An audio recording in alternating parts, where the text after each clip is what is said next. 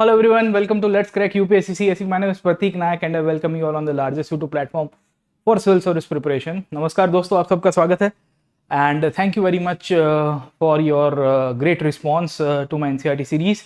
हम लोग उसी को ही कंटिन्यू करते हैं आज के क्लास के अंदर. हमने पिछले क्लास में स्टैंडर्ड 12th की NCERT शुरू की थी. Themes in Indian history part 1 ancient India के ऊपर की हिस्ट्री है. इनफैक्ट मैंने आपको themes in Indian history part 1 के अंतर्गत आपको समझाने की कोशिश की थी कि इतिहास में क्या क्या बदलाव आ रहे हैं, है ना. तो हमने जो ये एनसीईआरटी कर रहे हैं स्टैंडर्ड 12th की, इसके अंदर हम लोग पीरियड जनरली देख रहे हैं 600 बीसी ऑनवर्ड्स का सर. ठीक है, so we are actually seeing the period from 600 BC onwards कि 600 बीसी से इंडिया में क्या चेंजेस होने की शुरुआत हुई. और पिछले क्लास के अंदर अगर आप याद करोगे तो मैंने आपको इनफैक्ट पोस्ट वैदिक पीरियड के बारे में थोड़ा बहुत समझाया था और समझाने की कोशिश की थी कि पोस्ट वैदिक पीरियड के अंदर क्या क्या बदलाव आए, क्या क्या चेंजेस आने की शुरुआत होती है. हमने आपको ये भी समझाने की कोशिश की थी कि जब पोस्ट वैदिक पीरियड के अंदर चेंजेस आए, उद्भव होने की शुरुआत होती है, बहुत सारे बदलाव आए हैं सर. ठीक है, इसी का ही परिणाम था, इसी का ही एक आउटकम हमको क्या देखने को मिलेगा. We come to know that over a period of time the Mahajanapada were formed sir, है ना. तो हमने महाजनपद के बारे में पिछले क्लास के अंदर डिस्कस किया था और मैंने आपको बताया था कि 16 महाजनपद थे. 16 महाजनपद में से ग्रेजुअली हमको पता चलता है कि 4 महाजनपद बचे और 4 में से इवेंचुअली एक महाजनपद अपना साम्राज्य बनाएगा, वो था मगध सर, है ना. So we had discuss the mapping of the Mahajanapada, we had discuss the points of the Mahajanapada. हमने आपको महाजनपद के अंतर्गत जो भी अलग अलग डिस्कशंस किए थे, इश्यूज मैंने आपको बताए थे, उसके बारे में ऑलरेडी डिस्कस कर दिया है सर. ठीक है ना. So I have already taught you, मैंने आपको ऑलरेडी कवर करवाया हुआ है कि महाजनपद की कहानी क्या चलती है और उनका राजकीय इतिहास कैसे बदलता है. हमने आपको ये भी समझाने की कोशिश की थी कि ये महाजनपद को कैसे पढ़ा जा सकता है सर. ठीक है ना. तो थैंक यू वेरी मच, आपने अच्छा रिस्पांस दिया है और हमको भी मोटिवेशन मिलता है कि हम आपके लिए इस प्रकार के लेक्चर्स लेके आते रहे सर. ठीक है ना. आप याद करिए पिछले क्लासेस को, इनफैक्ट हम लोग जब क्रोनोलॉजी बेस के हिसाब से देखने की कोशिश करते हैं तो क्रोनोलॉजी के अंतर्गत क्या क्या बदलाव आते हैं सर. ठीक है ना. और हमने पिछले सेशंस के अंदर, मैं आपको रिवीजन इसके लिए करा रहा हूँ क्योंकि आपको पूरी की पूरी टाइमलाइन पहले समझ में आ जानी चाहिए. शुरुआत होती है स्टोन एज से. स्टोन एज को हम लोग क्या कहते हैं, प्री हिस्ट्रिक इंडिया कहते हैं. प्री हिस्ट्री क्यों कहते हैं, क्योंकि यहाँ पे सोर्सेज डायरेक्टली अवेलेबल नहीं है सर. ठीक है, उसके बाद हमने इंडस वैली सिविलाइजेशन या हड़प्पन सिविलाइजेशन को पढ़ने की कोशिश की. इसको इतिहासकार प्रोटो हिस्ट्री कहते हैं. प्रोटो हिस्ट्री क्यों, क्योंकि यहाँ पे आर्कियोलॉजिकल सोर्सेज काफी अवेलेबल है पर लिटरेरी सोर्सेज अवेलेबल नहीं है. देन वी सी द वैदिक एज. वैदिक एज और हमने समझने की कोशिश की थी कि इसको 2 पार्ट के अंदर डिवाइड किया जाता है, अर्ली वैदिक पीरियड और दूसरा कौन सा था, लेटर वैदिक पीरियड सर, है ना. तो हमने आपको इसके ब्रीफ अंडरस्टैंडिंग आपको देने की कोशिश की है. हम लोग उसके बाद चले गए थे महाजनपद के पीरियड के अंदर. ये महाजनपद इनफैक्ट बन रहे थे इसी के ही कंटेम्प्रेरी पीरियड के अंदर. आपको क्या देखने को मिल रहा है, बुद्धिज्म और जैनिज्म का भी डेवलपमेंट मिलेगा सर. ठीक है ना. तो हमने आपको ये बुद्धिज्म और जैनिज्म आगे के चैप्टर के अंदर पढ़ाऊंगा. I will be teaching you the story of Buddhism and Jainism in the next chapter. Chapter number 2 and chapter number 3 जो है उसके अंदर कल्चरल डेवलपमेंट है, यही एनसीईआरटी के अंदर. तो जब मैं नेक्स्ट चैप्टर में आऊंगा तो इसके ऊपर थोड़ा डिस्कस करूंगा और इसकी कंसेप्चुअल अंडरस्टैंडिंग भी दूंगा आपको सर. ठीक है, ये महाजनपद 16 थे और ये जो 16 महाजनपद थे इन्हीं में से इनफैक्ट 4 महाजनपद बनते हैं और फिर एक महाजनपद अपना साम्राज्य बनाएगा सर. ठीक है, तो उसकी जो कहानी है वो है आपकी मौर्यन एम्पायर के अंदर सर. ठीक है, इसकी जो कहानी है वो कहाँ पे है, that is part of the Mauryan empire. तो आज हम लोग जो भी पढ़ने वाले हैं वो इसी के ऊपर डिस्कस करेंगे सर. ठीक है, so will be discussing the Mauryan empire. In fact अगर आप टाइमलाइन देखोगे तो ये 2600 बीसी के आसपास का पीरियड है. 2600 टू 1800 बीसी तक आते आते इंडस वैली सिविलाइजेशन का डिक्लाइन हमको देखने को मिलता है. उसके बाद वैदिक एज हमको देखने को मिलेगा. जनरली हमको वैदिक एज का पीरियड कौन सा दिखता है, where do we see the period of Vedic age sir. ठीक है, तो we see the period of Vedic age between 1500 to 600 BC sir. ठीक है ना. फिर उसके बाद हमने पिछले क्लास के अंदर 600 बीसी से लेके हमने आपको बताने की कोशिश की थी कि बिटवीन 400 बीसी बहुत सारे पॉलिटिकल चेंजेस हुए और हमको देखने को मिल रहा है कि ये 16 महाजनपद के अंदर फाइट हुई, लड़ाइयाँ होती है.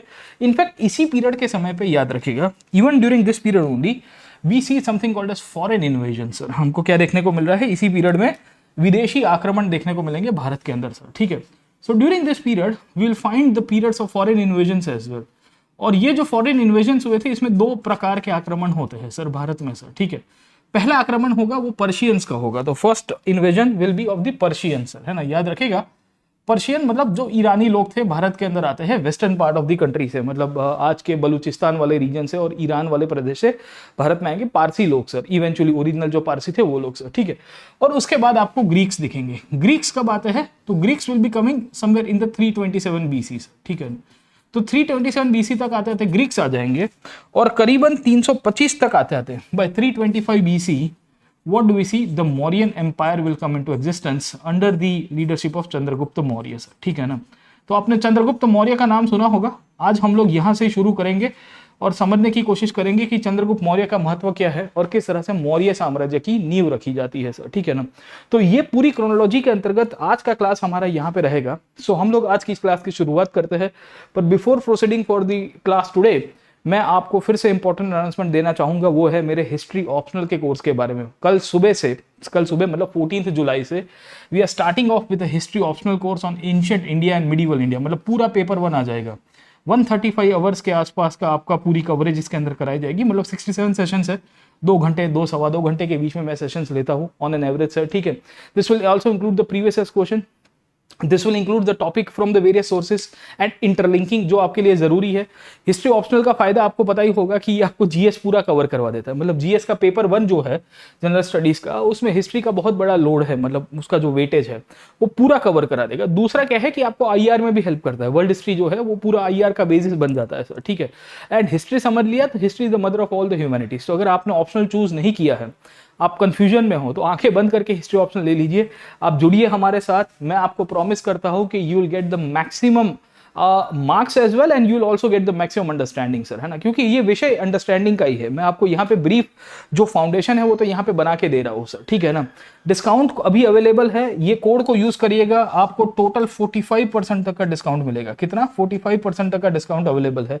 21 जुलाई को नई बैच शुरू होगी जीएस के लिए, crash course modern history 3 to 5 PM को लेके आप इसको भी अटेंड कर सकते हो। अभी 45% है, आज और कल, मतलब कल आखिरी दिन होगा 14 जुलाई को। तो आप जीएस ऑप्शनल दोनों का कंबाइंड सब्सक्रिप्शन लीजिए, जीएस प्लस ऑप्शनल दोनों का कंबाइंड सब्सक्रिप्शन ले लीजिए एंड 1 साल का या 2 साल का सब्सक्रिप्शन लोगे तो you will get around 45% discount. मतलब ये है 1 साल की फीस 49,680, 2 साल की है 71,798 सर, है ना, मतलब 71,000 के आसपास की है सर। ठीक है, तो 1-2 साल, इवन आप फर्स्ट ईयर सेकंड ईयर में हो तो 2-3 साल का सब्सक्रिप्शन भी प्लान कर सकते हो सर। ठीक है ना, इसके सिवाय आपको यहाँ पे और भी प्रॉमिस दी जा रही है। 2 साल से ज्यादा का सब्सक्रिप्शन लिया, एग्जाम नहीं क्लियर हो रही है, 1 साल का एक्सटेंशन दे दिया जाएगा। You also get the mains test series, the prelims test series. You'll also get the subscription for 1.5 years या 1 year and 3 months extra sir. ठीक है, क्योंकि अभी ये है कि अगर आप 1 साल का सब्सक्रिप्शन ले रहे हो तो मेंस 2022 तक वैलिड है। मतलब आज लोगे ना 13 जुलाई को, तो it will be valid till mains 2022 से। फॉर एग्जांपल मेंस 2022 आ गई अक्टूबर 2022 में सर। ठीक है ना, या मैं कहूंगा नवंबर में आ रही है सर। ठीक है, तो आप जुलाई से लेकर नवंबर तक का पूरा सब्सक्रिप्शन एंजॉय करोगे, मतलब आप पूरी सब्सक्रिप्शन को प्लान कर सकते हो सर। ठीक है ना, तो you are getting extra thing.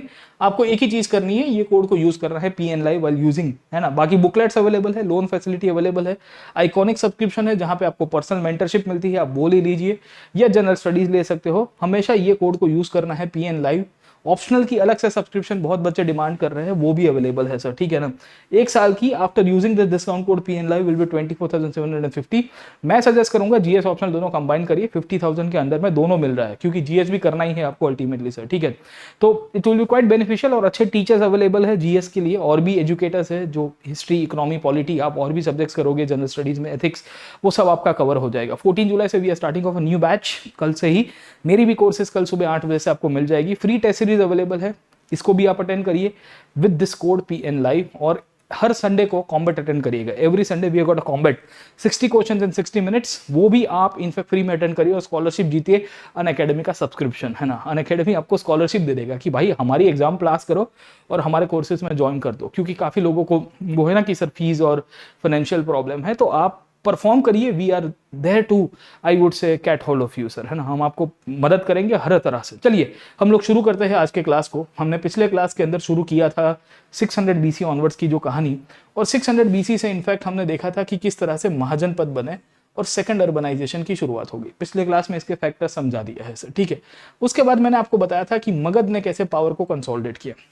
I have already discussed you how Magad consolidated the power sir। ठीक है, तो we have already covered up that points कि how Magad consolidated the power। मैंने आपको ये भी बताने की कोशिश की थी कि ये जो 16 महाजनपद थे, ये 16 में से फिर 4 हो गए और 4 में से क्या हो जाता है 1 सर। ठीक है, तो होता क्या है कि जब मगध का इनफैक्ट कंसोलिडेशन हो रहा था तब नॉर्थ वेस्ट इंडिया में विदेशी आक्रमण हुए सर। ठीक है, so when the 16 Mahajanapadas were actually, I would say, trying to establish themselves, अगर आप समझने की कोशिश करोगे, ये 16 के 16 महाजनपदास इनफैक्ट जब अपने आप को एस्टैब्लिश कर रहे थे तब हमको देखने को मिल रहा है कि विदेशी आक्रमण हो रहा है सर, ठीक है। So when Magadh was actually expanding, मैंने आपको राजगीर के बारे में बताया था, फिर पाटलिपुत्र के अंदर कैपिटल शिफ्टिंग के बारे में बताने की कोशिश की। इस पीरियड के समय पे ही विदेशी आक्रमण हो रहे हैं सर, और दो प्रकार से विदेशी आक्रमण होंगे सर, ठीक है। एक तो आपको ग्रीक्स दिख जाएंगे, ग्रीक्स दिखेंगे, ग्रीक्स मतलब अलेक्जेंडर आता है, वो 4th सेंचुरी में आएगा, और पर्शियंस आपको दिखेंगे सर, ठीक है। So you will find the Greeks and the Persians coming into the picture. ये दोनों के दोनों आक्रमण इन बिटवीन दिस पीरियड्स में आ रहा है सर, ठीक है। पहले पर्शियंस आएंगे और उसके बाद दूसरे ग्रीक्स आएंगे। अब देखो, ग्रीक और पर्शियन इन्वेजन आपकी किताब में डायरेक्टली कवर नहीं किया गया है, बट एक ब्रिटिश हिस्टोरियन है V.A. स्मिथ, आप देखोगे अच्छा लिखते हैं, विंसेंट आर्थर स्मिथ सर, ठीक है। तो उन्होंने इनफैक्ट ये जो विदेशी आक्रमण हुए उसमें अलेक्जेंडर के ऊपर काफी सारी उन्होंने बातें लिख दी है। मतलब उनकी एक हिस्ट्री ऑफ एंशिएंट इंडिया का जो वॉल्यूम है उसमें ऑलमोस्ट 50% या मैं कहूंगा 40% के आसपास खाली अलेक्जेंडर के आक्रमण के ऊपर उन्होंने लिखा है सर, ठीक है। हमारे लिए जरूरी हो जाता है क्योंकि हमको क्रोनोलॉजी बेस्ड क्वेश्चन यूपीएससी पूछता है। आपने देखा होगा कि कब कब घटनाएं हो रही है, क्या क्या हो रहा है सर, ठीक है ना। तो वहां से ये क्वेश्चन बन जाएगा सर, ठीक है। तो जब मगध का कंसोलिडेशन हो रहा है और मगध के अंदर 4 डायनेस्टीज रूल कर रही थी, याद आया कि नहीं है आपको सर, ठीक है। So they can ask you a question कि कौन सी डायनेस्टीज मगध के ऊपर रूल कर रही है सर, ठीक है। और मैंने आपको बताया था कि Magadh was known for the enterprising ruler. Magadh की पॉलिटिकल कंडीशन अच्छी थी, स्टेबिलिटी थी, विदेशी आक्रमण नहीं हो पा रहे थे, इकोनॉमिकल कंडीशंस अच्छी है, उनके पास रिसोर्सेज की कोई कमी नहीं थी। हमने बहुत सारे पॉइंट्स मगध के अंदर डिस्कस किए थे सर, ठीक है। तो ये जितने भी पॉइंट्स हमने मगध के अंदर डिस्कस किए थे उसके अंतर्गत हमको क्या क्या देखने को मिल रहा है कि मगध की पॉलिटिकल कंडीशंस बहुत अलग प्रकार की है सर, ठीक है। तो इनिशियली जो मगध में डायनेस्टीज थी उसका नाम था हर्यक डायनेस्टी, है ना, याद करिए, हर्यक डायनेस्टी के बारे में मैंने आपको बताया था सर, ठीक है। बिंबिसार, अजातशत्रु, उदयन जैसे राजा आपको दिख जाएंगे। उसके बाद आपको दूसरी डायनेस्टी दिखती है शिशुनाग डायनेस्टी सर, है ना। शिशुनाग डायनेस्टी के बारे में भी हमने थोड़ा डिस्कस किया था कि यहाँ शिशुनाग करके राजा थे और फिर यहाँ से काल अशोक करके राजा आता है जो सेकंड बुद्धिस्ट काउंसिल की रचना करते हैं। बौद्ध के मृत्यु के बाद उनको मानते थे ये लोग सर, ठीक है। और तीसरा आप देखोगे तो नंद डायनेस्टी आती है सर, ठीक है ना। अब याद रखेगा कि नंद डायनेस्टी की जो फाउंडर के रूप में आपको महापद्मा नंद दिखेंगे सर, ठीक है। So Mahapadma Nanda is known as the founder of the Nanda dynasty, but gradually इनकी डायनेस्टीज में अलग अलग जो शासक उभर के आए उसमें लास्ट जो रूलर्स थे उनका नाम था धनानंद। क्या नाम था? धनानंद, याद रखेगा सर, ठीक है। तो जब ये धनानंद रूल कर रहे थे मगध वाले विस्तार में और उन्होंने अपना एम्पायर एक्सपांशन किया था, इन्हीं के कंटेम्पररी पीरियड के अंदर याद रखेगा कि जब Magadha was trying to expand its empire, Magadha का एम्पायर एक्सपांशन का पूरा प्रोसेस चल रहा है, तब हमको पता चल रहा है कि समवेयर इन दिस रीजन, ये रीजन के अंदर आप देखोगे तो ग्रीक्स आने की शुरुआत हो गई है। और ग्रीक्स में कौन आता है? अलेक्जेंडर आएगा सर, ठीक है ना। तो ये जो पूरी कहानी है ना, अराउंड 327 BC की कहानी है सर, ठीक है। ये जो नक्शा मैं ड्रॉ कर रहा हूँ ये 327 BC के आसपास का नक्शा ड्रॉ कर रहा हूँ, जहां अलेक्जेंडर मैसेडोनिया से आता है। मैसेडोनिया मतलब आज का मॉडर्न डे ग्रीस से आता है सर, ठीक है। और फिर वो यहाँ पे 2 राजाओं को पराजित करेगा सर, ठीक है। पहला तो अंबी करके राजा आपको तक्षशिला का दिखेगा जिसने सरेंडर कर दिया था। ही एक्चुअली सरेंडर, उसने कहा कि जहां पना तुसी ग्रेट हो तो कबूल करो सर, ठीक है। पर उसके बाद हमको पता चलता है कि एक और राजा मिलते हैं जिनका नाम था पोरस सर, ठीक है ना। तो अलेक्जेंडर और पोरस के बीच में लड़ाई हो जाती है, जैसे हम लोग कहते हैं हाइडस पास की लड़ाई या वितास्ता की लड़ाई या झेलम की लड़ाई, क्योंकि पोरस का जो साम्राज्य था, जो किंगडम था, वो वहां पे इसी रीजन के अंदर था सर, ठीक है। झेलम और चेनाब के बीच में सर, ठीक है, मूलतः से। और इस पीरियड के अंदर अलेक्जेंडर की संघर्ष होगी। अलेक्जेंडर ने इनफैक्ट पोरस को पराजित किया, ऐसा कहते हैं। खैर अभी आज का ऑल्टरनेट हिस्ट्री ये भी उभर के आ रहा है कि इसमें पोरस ने अलेक्जेंडर को काफी शिकस्त दी थी और इसके कारण फिर अलेक्जेंडर ने पोरस को जो अपना साम्राज्य है वो वापिस दिया। कहा कि आप मेरे मतलब मैं आपको वापिस अपना किंगडम वापिस देता हूँ एंड आई एक्सेप्ट कि आप यहाँ के अथॉरिटी या रूलर के रूप में हो सर, ठीक है। और फिर अलेक्जेंडर यहाँ बिहार की तरफ या मगध की तरफ आने की कोशिश करेगा सर।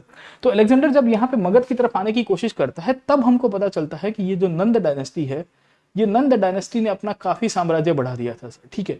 और अलेक्जेंडर के जो सैनिक थे उनको समझ में आ गया था कि बेटा यहाँ तो हमारी मौत आ जाएगी, क्योंकि अगर हमने सतलज नदी को क्रॉस किया, if you cross the river Sutlej, इसे फॉर एग्जाम्पल ये सतलज है सर, ठीक है।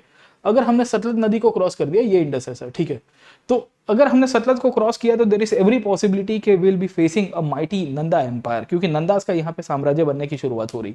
तो अलेक्जेंडर के सैनिक ने कहा कि चलो यार वापस चले जाते हैं, देयर इज नो पॉइंट यहाँ पे विद्रोह और हम लोग झेल नहीं पाएंगे, क्योंकि इनके पास हाथी हुआ करते थे। मैंने आपको बताया था कल के क्लास के अंदर, याद आया कि नहीं आया सर, ठीक है। और अलेक्जेंडर घोड़े से फाइट कर रहा था। इनफैक्ट ग्रीक्स ने कभी सोचा नहीं था कि हाथी के आधारित हम लोग यहाँ पे फाइट कर सकते हैं सर, गेटिंग माय पॉइंट, है ना। क्योंकि हाथी बहुत हैवी होता है और उसको युद्ध में उपयोग में लेना it's a very tough thing, but Magadh के शासकों ने वो चीज़ की है। और यही चीज़ दर्शाती है कि मगध के शासक कितने एंटरप्राइजिंग थे। एंटरप्राइजिंग समझ में आता, तूफानी लोग थे सर, ठीक है। ये बहुत ही एक बड़ा अचीवमेंट हम लोग कह सकते हैं when we see the whole strategy of war. युद्ध की जब हम लोग स्ट्रेटेजी को देखते हैं मोटे मोटे तौर के ऊपर, तो हमको पता चलता है कि हाथी का अपना महत्व है। अब आप समझने की कोशिश करिए, एंशियंट इंडिया में एलिफेंट्स ने साम्राज्य बनाया। मैं आपको बहुत इंटरेस्टिंग कहानी बताता हूँ। प्राचीन भारत के अंदर जिन लोगों के पास मजबूत हाथी की सेना हुआ करती थी, खास करके एलिफेंट की एक पूरी टुकड़ी होती थी, तो they were able to make a big empires in ancient India. पर यही चीज मिडिवल इंडिया में भारी पड़ जाती है, क्योंकि मिडिवल इंडिया में आप देखोगे फ्लेक्सिबिलिटी की बहुत आवश्यकता है। In the medieval India we need great flexibility, क्योंकि आक्रमण बहुत बड़ी मात्रा में हो रहे थे, उसमें वॉर टेक्निक बदल गई थी। तो उस टाइम पे जो फॉरेन इन्वेजन हुए ना, गजनी का आक्रमण हुआ आपको पता होगा, या घोरी का आक्रमण हुआ सर, ठीक है। तो इन सब फॉरेन इन्वेजन के अंदर एक इशू उभर के आ रहा था कि हमारे जो शासक थे, हमारे जो रूलर्स थे, इनके पास हाथी की सेना हुआ करती थी, और हाथी की सेना के अंदर मोबिलिटी और फ्लेक्सिबिलिटी लाना बहुत मुश्किल था। मध्यकालीन में सामने वाले दुश्मन जो थे, आक्रमणकारी जो थे, वो मूलतः से आप देखोगे तो घोड़े लेके आते थे, बहुत ही फ्लेक्सिबल और बहुत ही इजी मूवमेंट करते थे, यहां से वहां, वहां से यहां, यहां से वहां सर, ठीक है। तो इसी के कारण because of that thing only we come to know that इनका काफी सारा एडवांसमेंट हुआ सर, ठीक है, मिडिवल के अंदर।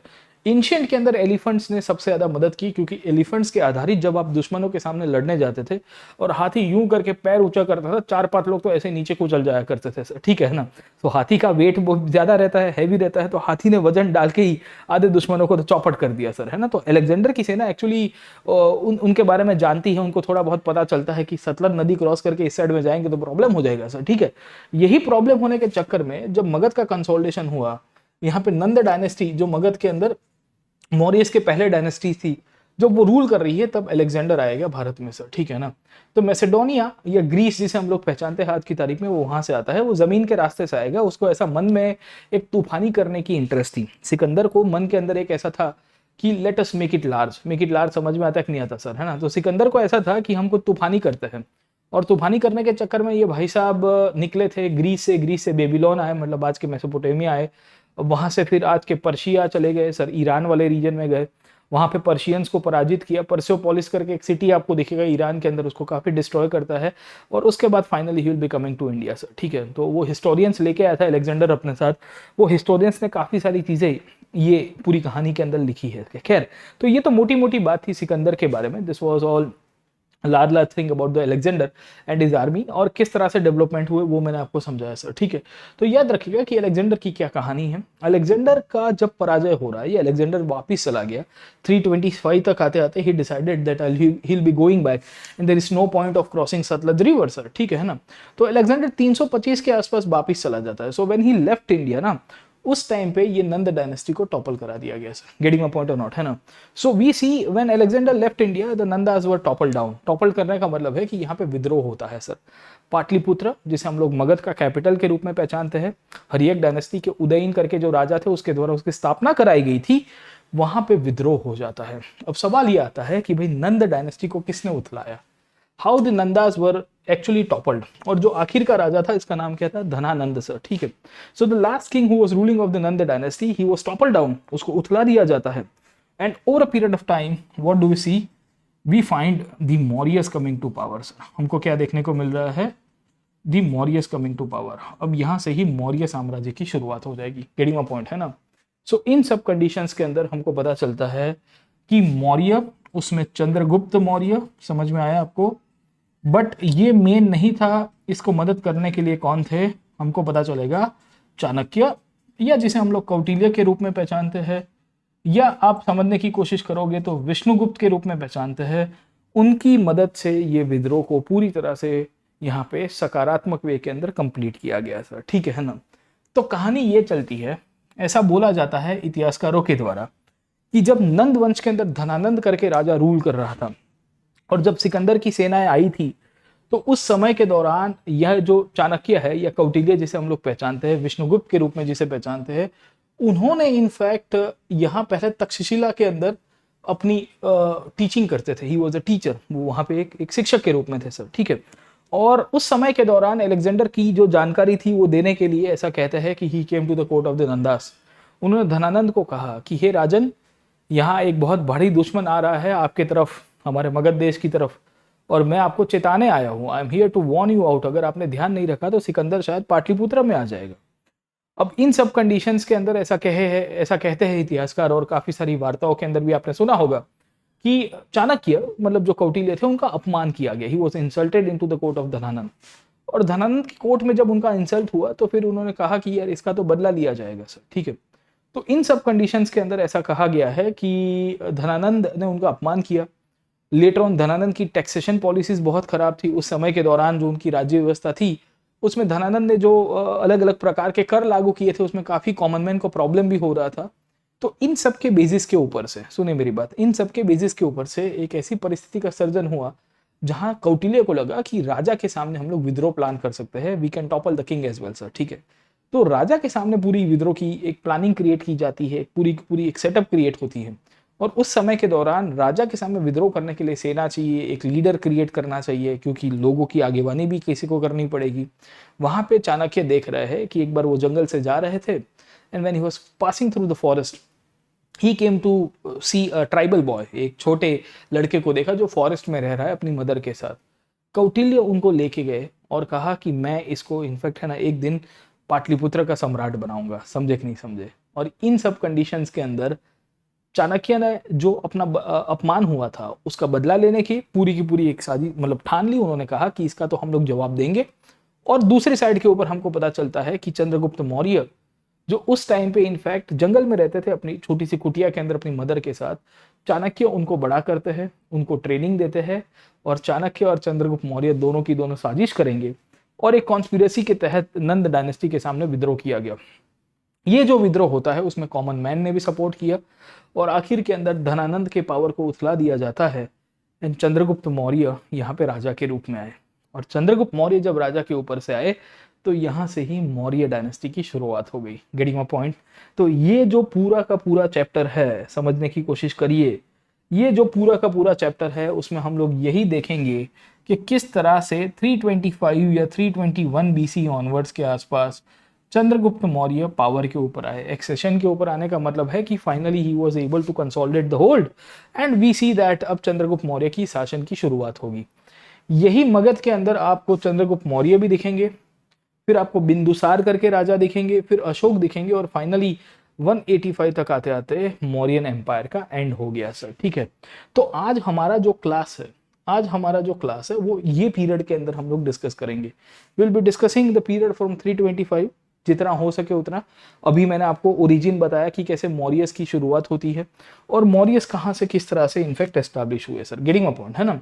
तो let's go to the next topic of the session today, and that is the Mauryan empire. And Mauryan empire के अंतर्गत अब मैं आपको समझाने की कोशिश करूंगा कि जो महाजनपद के रूप में मगध को हम लोग पहचानते थे, अब मगध वो महाजनपद नहीं रहा है, वो साम्राज्य बन गया है सर, ठीक है। अब मगध वो पुराना महाजनपद नहीं रहा है। जो पहले पुराने जो 16 स्टेट्स हुआ करते थे वैसी कंडीशन मगध की नहीं रही है, but now the Magadha has transformed into an empire. एक बड़ा सा साम्राज्य की तरफ मगध जा रहा है। अब ये जो मगध की साम्राज्य की पूरी स्थापना हुई, उसके अंदर से आपको क्वेश्चंस कहां से आ सकते हैं सर? गेटिंग माय पॉइंट, है ना? तो मौर्यन एम्पायर के अंदर से आपको 3 4 5 प्रकार से क्वेश्चन आएंगे सर, ठीक है। पहला तो आपको इनके ओरिजिन के बारे में पता होना चाहिए। यू शुड नो कि मौर्यस कैसे पावर के ऊपर आए सर, ठीक है। तो आपको एक पूरा पिक्चर क्लियर होना चाहिए इनका साम्राज्य कैसे बनता है सर, ठीक है। दूसरा पॉइंट अगर आप समझने की कोशिश करिए, you try to understand the second point, तो आपको यहां से जो दूसरा पॉइंट पूछा जाएगा वो पूछा जाएगा कि इनके यहाँ पे पॉलिटिकल कंडीशंस कैसी हुआ करती थी सर, ठीक है। और पॉलिटिकल हिस्ट्री के अंतर्गत आपको इनके इंपॉर्टेंट किंग्स का नाम पता होना चाहिए सर, ठीक है। तो पॉलिटिकल हिस्ट्री के अंतर्गत हम लोग 3 राजा का नाम देखेंगे कि कैसे चंद्रगुप्त मौर्य पावर के ऊपर आए। कौन आए? चंद्रगुप्त मौर्य की कहानी क्या है सर, ठीक है। चंद्रगुप्त मौर्य के बाद हम लोग समझने की कोशिश करेंगे कि बिंदुसार कैसे पावर के ऊपर आए, और बिंदुसार के बाद अशोक, है ना। ये 3 राजा सबसे मेन है सर, ठीक है। अशोक के बाद हमको पता चलता है फाइनली जो लास्ट किंग हुआ करता था, आखिर का जो राजा था, उसका नाम था बृहद्रथ। क्या नाम था दोस्तों? बृहद्रथ। वो बृहद्रथ को मार के finally we see the Shunga dynasty will come to power, है ना। पुष्यमित्र शुंग का नाम सुना होगा आपने, जो इन्हीं का ही सेनापति था, एक गवर्नर भी था, और उसने बृहद्रथ को मार के 185 बीसी के आसपास what do we see, he establish power and consolidated power sir, ठीक है ना। चंद्रगुप्त मौर्य का टाइम फ्रेम हम लोग देखेंगे करीबन 325 BCE से शुरू होगा, किसी किसी में 321 भी लिखा गया है, दोनों सही है सर, है ना। तो उसमें पीएचडी मत करने बैठ जाना कि सर इसमें 325 इसमें 321 है। 3-4 साल का टाइम फ्रेम एंशिएंट में तो बहुत आगे होगा, मतलब आप स्टोन एज में देखोगे तो 100-200 साल आगे पीछे हो जाएंगे। किसी का मानना होगा कि 5000 BC में है, किसी का मानना है 5200 BC में, अल्टीमेटली सेम ही होगा, क्योंकि पुराने टाइम पे बदलाव बहुत नहीं आते थे। यहाँ पे भी यही है, 2-4 साल आगे पीछे हो गए हैं, but that's all right sir, ठीक है ना। अब आप समझने की कोशिश करिए इनकी पॉलिटिकल हिस्ट्री के बारे में हमको किसने बताया है सर, ठीक है।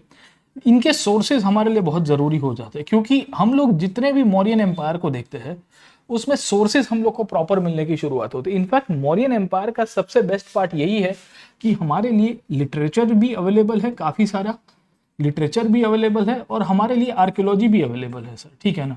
आर्कियोलॉजिकल सोर्सेज भी अवेलेबल है, so we find both the sources available. We find the literature sources are also available, हमको पता चलता है कि यहाँ पे साहित्य के स्रोत भी काफी अच्छी मात्रा में अवेलेबल है, और हमको यहाँ पे पुरातात्विक आधार भी मिल गए हैं सर, ठीक है।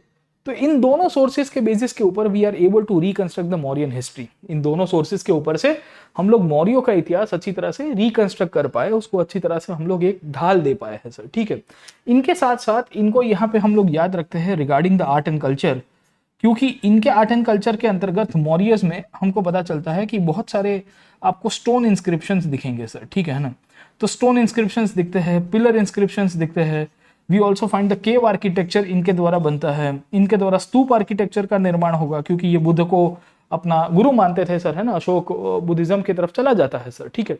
तो ये भी एक इंपॉर्टेंट एस्पेक्ट है। इसके साथ साथ मौर्यस में एक क्वेश्चन आएगा, वो है इनकी एडमिनिस्ट्रेशन के ऊपर से सर, ठीक है, कि इनका एडमिनिस्ट्रेशन कैसे चलता था। क्योंकि प्राचीन भारत के अंदर कौटिल्य जिस प्रकार की एडमिनिस्ट्रेटिव पॉलिटी हमको देखे गए हैं वो आज की तारीख में उतनी ही रेलेवेंट है। The administrative I would say principles given by Kautilya in his book अर्थशास्त्र are still relevant, क्योंकि वो प्रिस्क्रिप्शन के रूप में किताब लिखी गई थी। That book was written in the form of prescription, कि राजा को ये करना चाहिए, शासन ऐसा चलना चाहिए, राजधर्म ऐसे निभाना चाहिए सर, गेटिंग माय पॉइंट, है ना। सो वो है ना कि एक प्रकार का प्रिस्पेक्टिव मॉडल ऑफ राइटिंग है जो अर्थशास्त्र के अंदर मिल रहा है सर, ठीक है ना। तो बहुत सारे सोर्सेज हैं, बहुत सारे पॉइंट्स हैं हमको यहाँ से मिलेंगे, और इसी के बेसिस के ऊपर हम लोग इनको मौर्यस को याद रखते हैं। इनके आर्ट एंड कल्चर का इंपॉर्टेंस है, तो ये 5 पॉइंट याद रखेगा जिनको मौर्य एम्पायर के साथ हम लोग जोड़ेंगे सर, ठीक है। तो शुरू करते हैं ये पॉइंट्स को, let us start one by one, point by point discussion. मैं बीच बीच में ये व्हाइट बोर्ड लेके आता रहूंगा, क्योंकि जो पॉइंट समझाया है उसको आपको हाईलाइट करवाता रहूंगा। देखिए एनसीईआरटी को यही पढ़ने का तरीका होना चाहिए। आप लोग क्या है कि ये बुक है ना पूरी थीमेटिकली लिखी है, तो जब तक आप उसके कंसेप्ट को नहीं समझोगे तो आपको लगेगा कि एक लाइन आर्ट एंड कल्चर में लिखी है, एक लाइन इकोनॉमी के बारे में लिखी है, तीसरी लाइन कुछ और के बारे में लिखी है सर, ठीक है।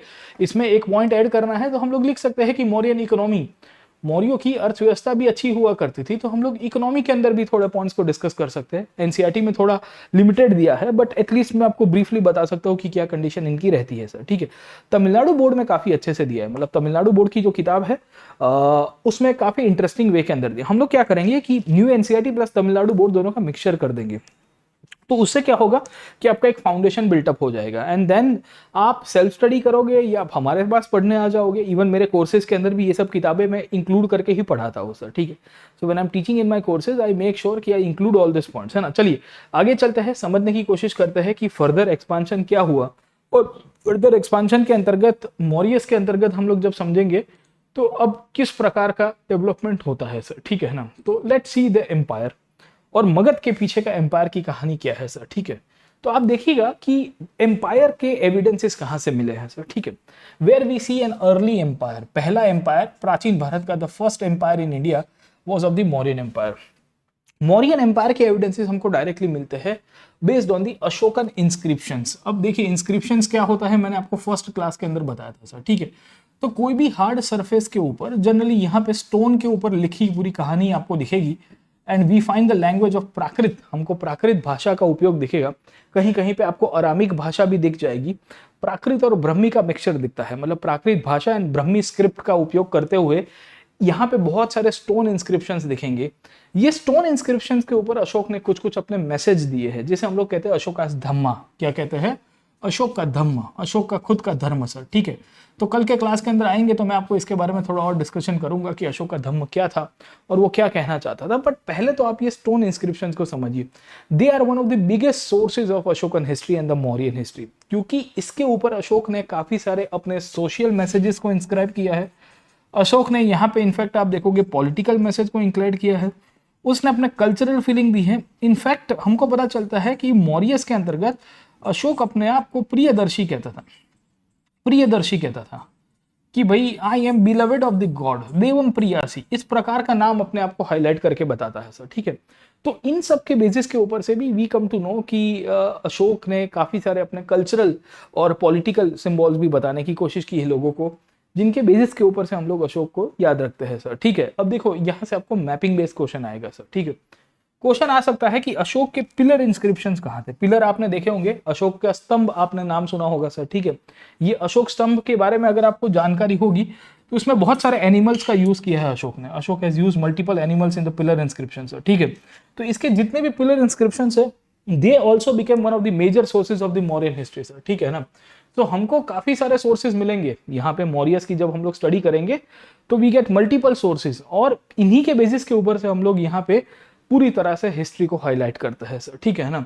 तो याद रखेगा कि पहला पॉइंट तो ये पता होना चाहिए कि क्या क्या चीजें हैं, और ये अशोक के पिलर, अशोक के स्टोन, और स्टोन में भी दो प्रकार के स्टोन हैं। एक माइनर रॉक इंस्क्रिप्शन है, जो छोटे वाले पत्थर होंगे सर, दिख रहे हैं यहाँ पे सर, ठीक है। जो पर्पल वाले हैं ना ज्यादातर, वो आपके छोटे वाले इनफैक्ट रॉक इंस्क्रिप्शन है। कुछ कुछ आपको मेजर रॉक इंस्क्रिप्शन दिखेंगे। मेजर आपके ये वाले हैं सर, जैसे गिरनार हो गया है, सोपारा हो गया है, सन्नति हो गया है सर, ठीक है। यहाँ कलिंग के अंदर आपको उड़ीसा के अंदर दिख जाएगा, यहाँ कलसी दिख जाएगा सर, मनशेरा, शबासगढ़ी और कांधार सर, ठीक है। और उसके पिलर इंस्क्रिप्शन अगर आप समझने की कोशिश करोगे तो ये ब्लू डॉट के अंदर जुड़े हुए हैं सर, ठीक है।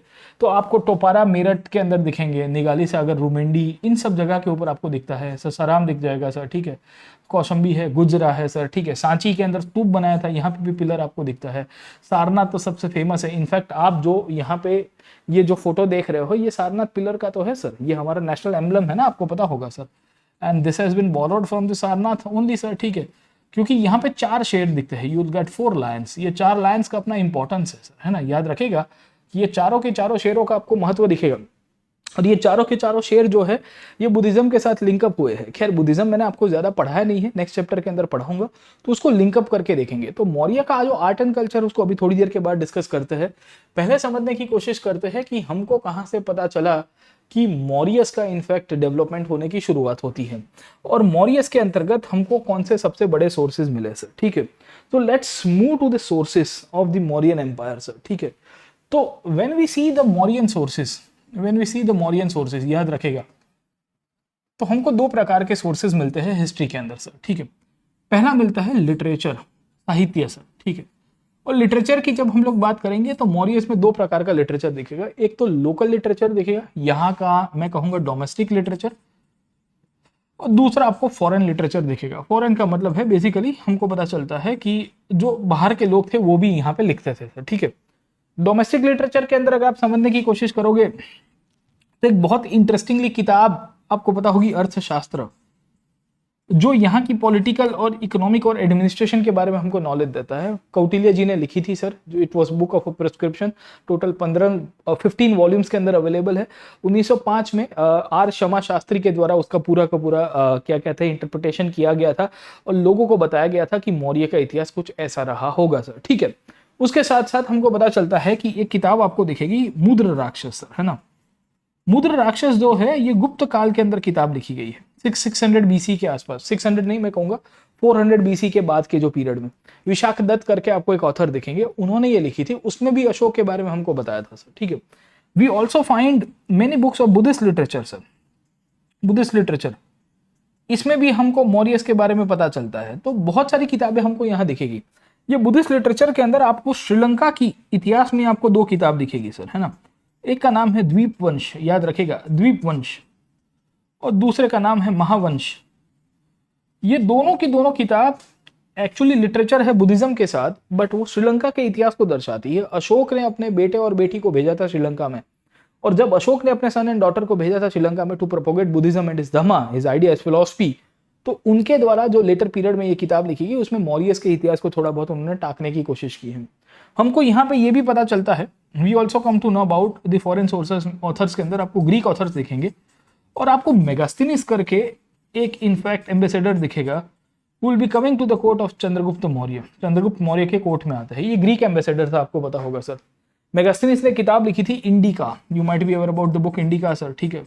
ये इंडिका के ऊपर से बहुत सारे ऑथर्स ने और भी ग्रीक ऑथर्स ने उसको हाईलाइट किया और बताया कि मौर्यस की पॉलिटिकल, इकोनॉमिक और कल्चरल कंडीशंस क्या हुआ करती थी सर।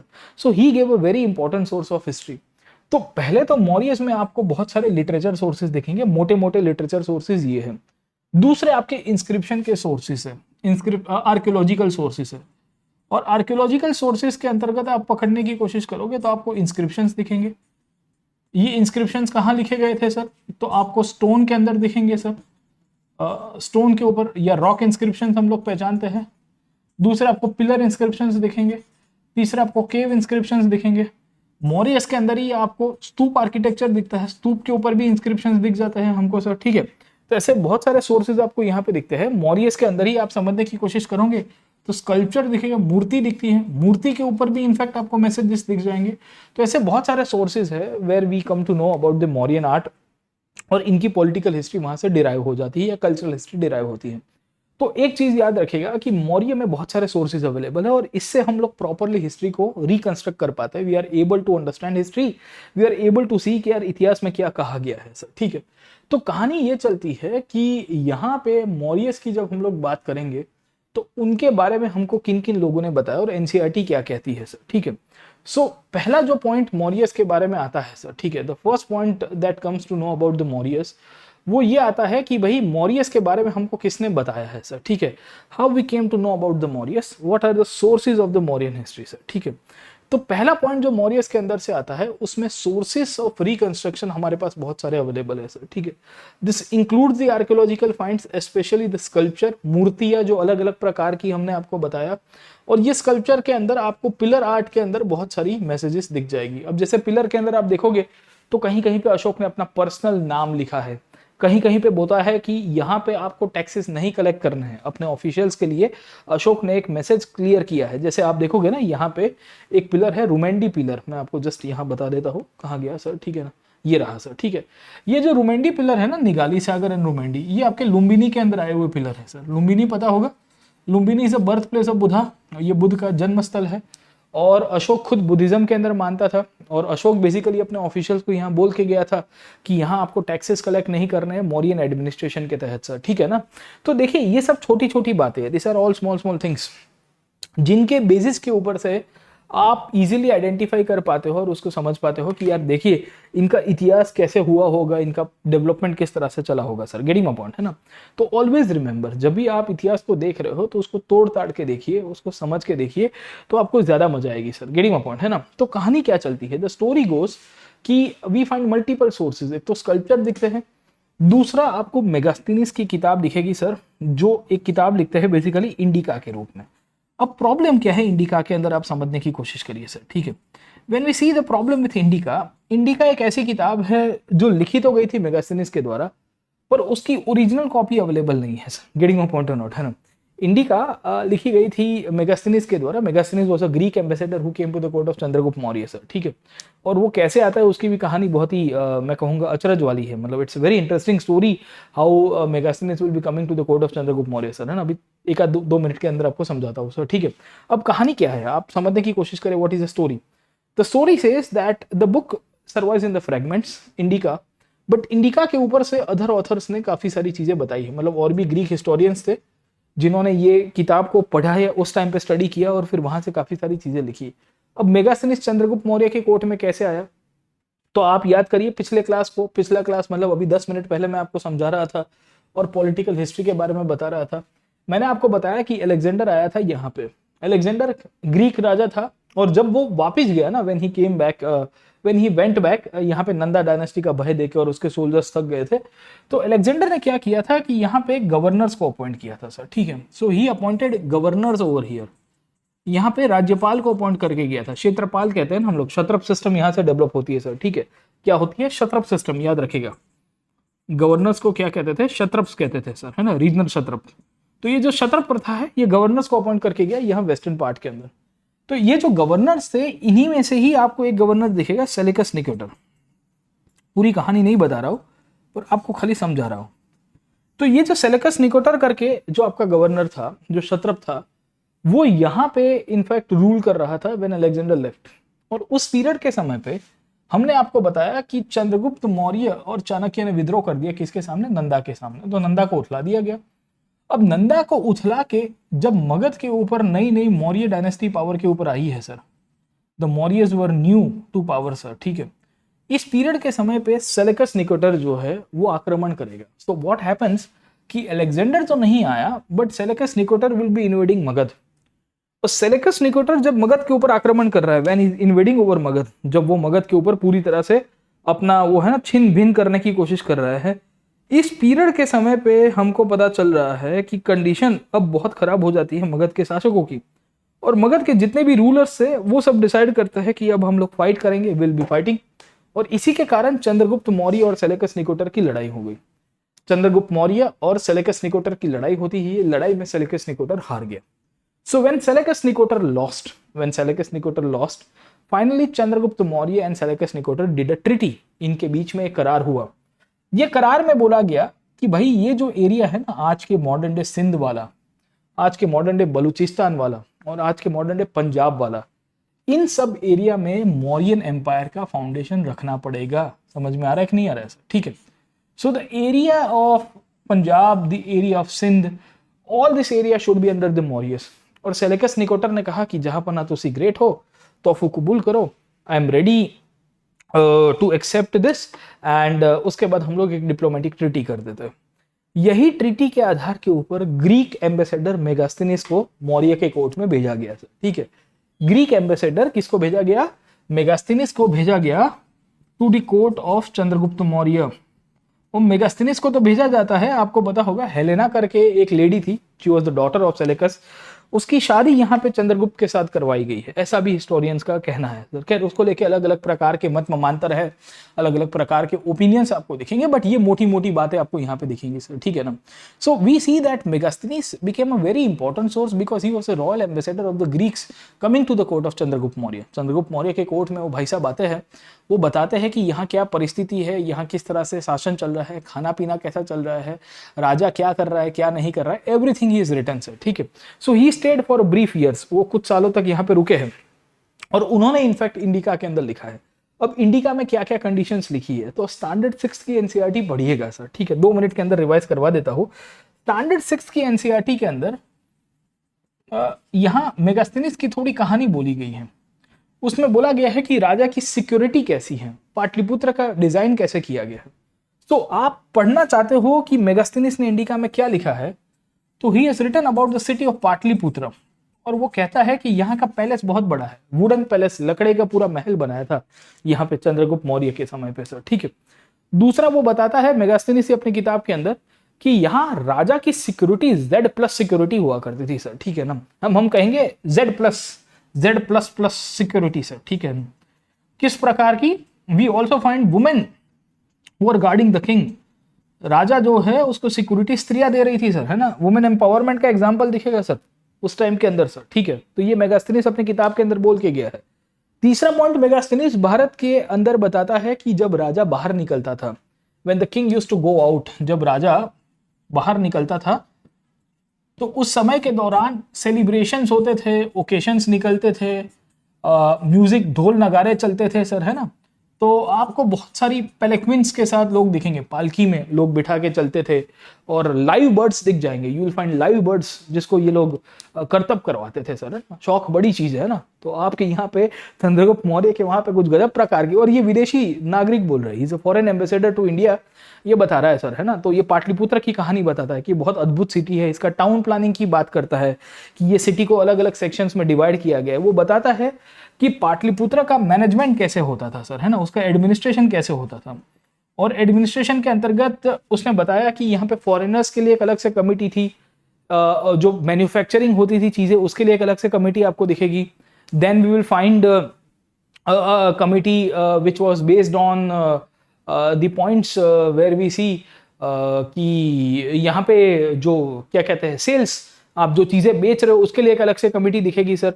बर्थ एंड डेथ के लिए एक अलग से कमेटी थी। टोटल आपको है ना करीबन 5 या 6 कमिटीज दिखेगी, उसमें मिनिमम 5 to 6 मेंबर्स थे, तो खुद 30 लोगों का एक पूरा का पूरा प्रशासन था।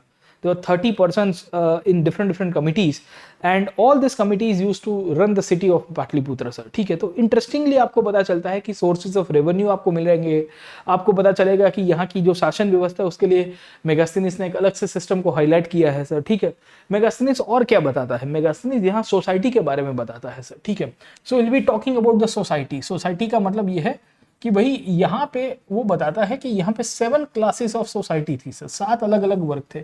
अब उसको है ना उस टाइम पे ये जो ग्रीक सोसाइटी से बिलोंग करता था तो उसको पूर्वाग्रह था। पूर्वाग्रह का मतलब ये है कि he had certain prejudices। उसको लगता था कि जैसे ग्रीस में समाज है ना, जैसे ग्रीस में समाज है वैसा ही समाज भारत के अंदर है। सच्चाई ये है कि इंडिया की सोसाइटी उस टाइम पे वर्ण व्यवस्था के आधारित डेवलप हो रही थी। So the Indian society was developing on the basis of varna system and not the 7 classes, क्योंकि वर्ण सिस्टम में 4 ही क्लासेस है, ब्राह्मण, क्षत्रिय, वैश्य एंड शूद्र। इसमें भी आपकी फ्लेक्सिबिलिटी, मोबिलिटी अलग अलग प्रकार से अलग अलग रीजन्स में डेवलप हो रही है।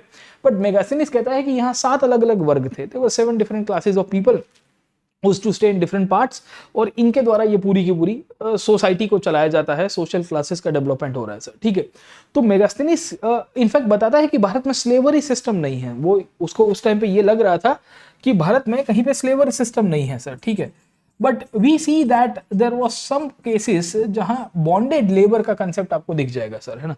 स्लेवरी मतलब पूरी तरह से जो वेस्टर्न कंसेप्ट ऑफ स्लेवरी है वो इंडिया में कभी आया ही नहीं है, प्रैक्टिकली आपको नहीं दिखेगा, पर इंडिया में आपको बॉन्डेड लेबर का एक कंसेप्ट दिखता है। तो मेगास्थनीज अपनी इंडिका के अंदर ये 4-5 चीजें काफी इंटरेस्टिंगली बताएगा, और वो करीबन 7 ईयर्स के आसपास के पीरियड में रहता है सर। ठीक है ना।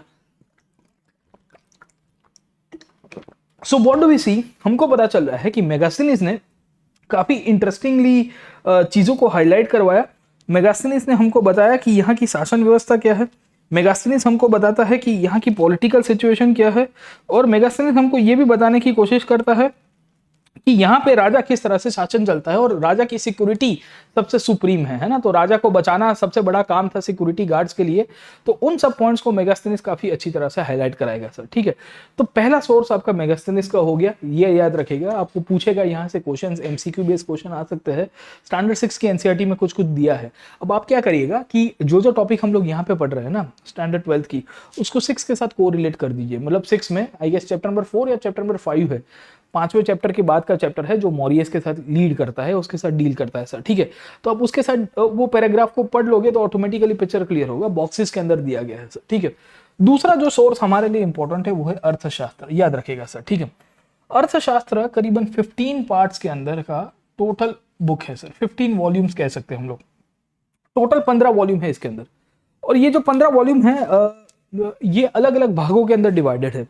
इसमें वॉरक्राफ्ट के बारे में दिया गया है, इसमें स्टेट क्राफ्ट के बारे में दिया है, इसमें बोला गया है कि राजा को शासन कैसे करना चाहिए, एडमिनिस्ट्रेशन कैसे चलाना चाहिए, ब्यूरोक्रेसी को कैसे अपना सिस्टम चलवाना चाहिए सर। ठीक है, और स्पाई सिस्टम, आपके यहाँ पे इंटेलिजेंस का क्या इंपॉर्टेंस है, इन सब पॉइंट्स को यहाँ पे आपको कौटिल्य जी ने इनफैक्ट बहुत इंटरेस्टिंगली हाईलाइट करवाते हुए बताने की कोशिश की है कि अर्थशास्त्र इज अ बुक जो ट्रीटीज है आपके एडमिनिस्ट्रेशन के अंदर। तो जब ऑप्शनल में हम लोग पढ़ेंगे तो मैं आपको अर्थशास्त्र के दोनों पासे बताऊंगा। I'll tell you about both the positives and the negatives, क्योंकि अर्थशास्त्र का एडमिनिस्ट्रेशन में आज की तारीख में भी उपयोग होता है। अगर आप पबेड ऑप्शनल लोगे ना, if you take public administration as optional, तो उसमें ये अर्थशास्त्र के रिलेटेड आपके पॉइंट्स आते ही है सर। ठीक है, क्योंकि वो वहां से तो शुरू हुआ था प्राचीन भारत का एडमिनिस्ट्रेशन, कि in ancient India the whole administration started off the basis of the Arthashastra sir. ठीक है, तो वी फाइंड कि कौटिल्य जो है या चाणक्य के रूप में हम लोग इसको पहचानते हैं, वाज मिनिस्टर ऑफ चंद्रगुप्त, उनके द्वारा ये लिखा गया था, कंपाइल किया गया था, और उन्होंने इनफैक्ट अर्थशास्त्र के अंदर काफी सारी चीजें हमको बताई है सर। ठीक है, हमेशा याद रखिएगा कि अर्थशास्त्र is not actually a book of history. It is a book of how to run the administration which was given by Kautilya sir. ठीक है, तो कौटिल्य है, चाणक्य है, या विष्णुगुप्त के रूप में पहचानते हैं। He was the minister of Chandragupta Maurya, the founder of the Mauryan Empire. In fact Chandragupta Maurya इन्हीं के कारण तो राजा बन पाए सर। ठीक है, अगर चाणक्य नहीं होते तो वो शासक नहीं बन पाते सर। ठीक है, सच्चाई तो यही थी कि it was Chanakya who was the main, I would से, brain behind the revolt of Dhanananda. Actually Dhanananda की पॉलिसीज बहुत खराब थी और धनानंद ने क्या किया था कि टैक्सेस बहुत बढ़ा दिए थे, लोगों के सामने उसकी वो क्या है कि नेगेटिव इमेज बहुत बन के आ रही थी। तो इन सब का फायदा आपको अल्टीमेटली देखने को मिलेगा। कौटिल्य जी उठाते हैं और पब्लिक के अंदर एक रिवॉल्ट को इंस्टिगेट कराएंगे, वो भी ग्रेजुअली करवाते हैं, काफ़ी लोगों की मदद ली जाती है। बहुत डिटेल के अंदर पढ़ेंगे कि क्या कहानी होती है, बट आप ऑप्शनल के अंदर आइए या मेरे जनरल स्टडीज़ के कोर्सेज के अंदर आओगे तो आपको काफ़ी फायदा मिलेगा। खैर, तो ये पूरी कहानी आपको यहाँ पे दिखेगी। You will find the whole story of the Arthashastra, और अर्थशास्त्र के अंतर्गत आप समझने की कोशिश करोगे तो चंद्रगुप्त की जो कहानी है वो मैंने आपको समझाने की कोशिश की कि क्या हो रहा है सर। ठीक है, ये आपका मोटा मोटा या ये प्रिसाइसली आप समझने की कोशिश करोगे तो एक पूरा फाउंडेशन है मौर्यस के अंदर जो हमको मौर्य की हिस्ट्री के बारे में बताते हैं सर। ठीक है, लेटर ऑन बुद्धिज्म के अंदर बहुत सारी किताब लिखी गई, मैंने आपको बताया दिव्यवादन करके किताब है। दिव्यवादन तो छोड़ दीजिए, but definitely I can say the book on the Dipavamsa and Mahavamsa, Sri Lanka की हिस्ट्री है। जैनिज्म के लिटरेचर के अंदर बोला गया है, इवन पुराण के अंदर आपको दिखेगा, in many of the Purana we find the development of the Mauryas, है ना। पुराण में पूरी क्रोनोलॉजिकल हिस्ट्री है मगध के राजाओं की, उसमें आपके हर्यक वंश है, शिशुनाग है सर, है ना, उसमें भी इन सब की बात की है। और संस्कृत के अंदर मैंने आपको बताया विशाखदत्त के द्वारा मुद्र राक्षस लिखा गया है, उनमें भी इन्होंने हाईलाइट करने की कोशिश की है सर। ठीक है ना, तो काफी सारे डायनेस्टीज आपको दिखेंगे, जैसे कालिदास ने लिखी है मालवी का अग्निमित्रम। तो Agnimitra was son of the Pushyamitra, और Pushyamitra actually killed the last Mauryan king Brihadratha. तो उसमें भी इनडायरेक्टली मौर्यस के बारे में लिखा गया है। तो डायरेक्ट और इनडायरेक्ट बहुत सारे सोर्सेज अवेलेबल है हिस्ट्री राइटिंग के अंदर या हिस्ट्री अंडरस्टैंडिंग में। We get both the sources direct and indirect sir. ठीक है, उनके बेसिस के ऊपर से हम लोग मौर्य का हिस्ट्री को समझते हैं। ये मौर्यन हिस्ट्री के अंतर्गत जो दूसरा सबसे बड़ा सोर्स अवेलेबल है वो है अशोक के इंस्क्रिप्शंस, याद रखेगा सर। ठीक है, अशोक के inscriptions they are very important for us for understanding the history of Maurya sir. ठीक है, ये इंस्क्रिप्शंस की कहानी क्या है सर। ठीक है, इसमें अशोक ने सोशल मैसेज भी दिए है, इसमें पॉलिटिकल मैसेज भी दी है, इसमें इकोनॉमी और कल्चर को भी हाईलाइट किया है सर। ठीक है, तो they are very important for us to understand and reconstruct the history sir. ठीक है, they are one of the most important. And इसके पत्थरों के ऊपर, रॉक्स के ऊपर और पिलर्स के ऊपर अशोक ने खंबे बहुत सारी जगह के ऊपर डाले थे सर। ठीक है, तो अशोक ने जितने जहां जहां के ऊपर पिलर इंस्क्रिप्शन डाले हैं, ये पिलर इंस्क्रिप्शंस भी हमारे लिए बहुत प्रोमिनेंट हो जाते हैं for the reconstruction of the past. तो याद रखेगा कि ये पिलर का इंपॉर्टेंस क्या है। अब देखिए, एनसीईआरटी ने बहुत इंटरेस्टिंगली ये प्रश्न पूछा है कि why the land capital is considered important today. Land capital क्यों इतना इंपॉर्टेंट हो गया है सर। ठीक है, एक तो हमारा एम्बलम है, you might be aware about, this is the national emblem. And ये नेशनल एम्बलम के अंतर्गत यहाँ टोटल 4 लायन थे सर। ठीक है ना, आपको एक यहाँ दिखता है, एक यहाँ दिखता है, एक यहाँ दिखता है और चौथा आपको पीछे दिखेगा। तो 4th लाइन 4 डायरेक्शन के अंदर एक्चुअली ये बुद्ध की धम्म चक्र को दर्शाता है। या मैं देखूंगा कि धम्म चक्र प्रवर्तन की जो स्पीच थी उन्होंने सारनाथ में दी थी उसको दर्शाता है। आपको बुद्ध के बारे में थोड़ी बहुत जानकारी होगी, महात्मा बुद्ध के बारे में, कि जब उन्होंने संसार छोड़ा ना, when he left the worldly life, तो he started looking for truth, वो जीवन के अंदर सत्य ढूंढने के लिए चले गए। So when Buddha started looking for the truth of life, during that period he started going from places to places. सो वो राजगीर गए और फिर then he went to other place and finally he went to Gaya. और गया में जाके जब सेटल हुए तो over a period of time we do get instances कि उनको कैवल्य ज्ञान की प्राप्ति हुई। So one he attend enlightenment, उनको कैवल्य ज्ञान हो गया।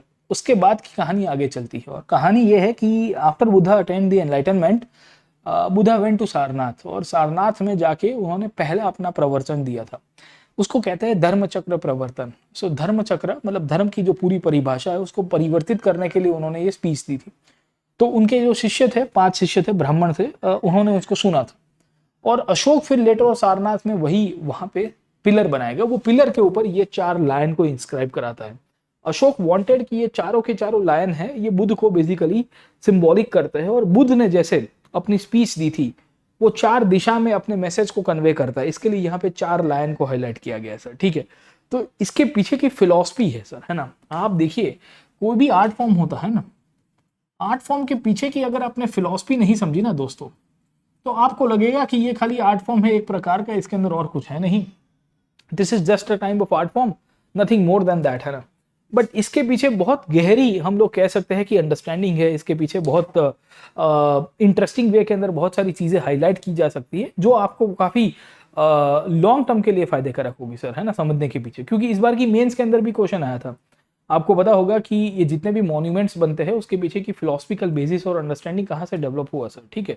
तो इन सब के बेसिस के ऊपर से हम लोग को देखने को मिलेगा कि यहाँ पे जो भी पत्थर बनते हैं, रॉक्स बनते हैं सर, ठीक है, जो अशोक ने पिलर बनाए हैं उनके ऊपर बहुत सारे मैसेजेस अपने देने की कोशिश की है सर, ठीक है। So when Ashok has actually put on the rock inscription and the pillar inscription, he has actually highlighted many of the cases sir, ठीक है। आप देखने की कोशिश करोगे तो यहाँ बहुत इंटरेस्टिंगली बात की गई है। Ashok was the first ruler who inscribed his message to his subjects and officials on stone surfaces. पत्थर के ऊपर इंस्क्रिप्शन लिखने वाला सबसे पहला बंदा था, याद रखिएगा। फर्स्ट रूलर है, ये क्वेश्चन आ सकता है कि भाई इनमें से कौन सा सबसे पहला राजा था जिसने इंस्क्रिप्शन इशू करना शुरू किए थे। प्राचीन भारत में इंस्क्रिप्शन ये अशोक के बाद बहुत बढ़ेंगे सर। अशोक के पहले कोई डायरेक्ट एविडेंसेस नहीं मिलते हैं बड़ी मात्रा में किसी ने इंस्क्रिप्शन दिए, और खासियत ये है कि उसने अपने ऑफिशियल्स को ये इंस्क्रिप्शन दिए थे, मतलब अपने एडमिनिस्ट्रेशन के अंदर, ब्यूरोक्रेसी के अंदर रहने वाले जो लोग हैं उनको कहा था कि आपको क्या करना है, मेरा आदेश है कि आपको ये करना पड़ेगा सर, ठीक है।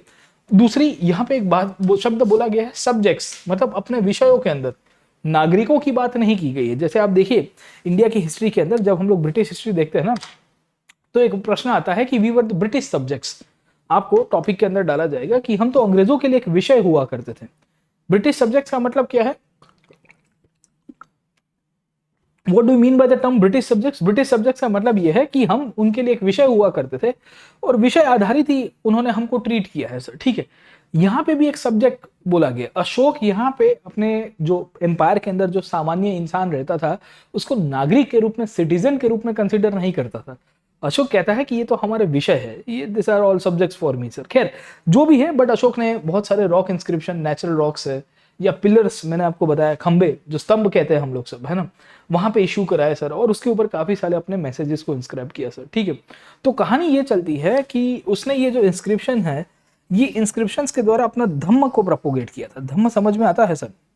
धम्मा was more of a socio cultural and political message that Ashok tried to give to the masses. Ashok ने ये पिलर्स के अंदर, स्टोन के ऊपर अलग अलग बातें लिखी हैं। जैसे उसने हाईलाइट कराने की कोशिश की कि हमको क्या क्या चीजें करनी चाहिए सोसाइटी के अंदर सर, ठीक है।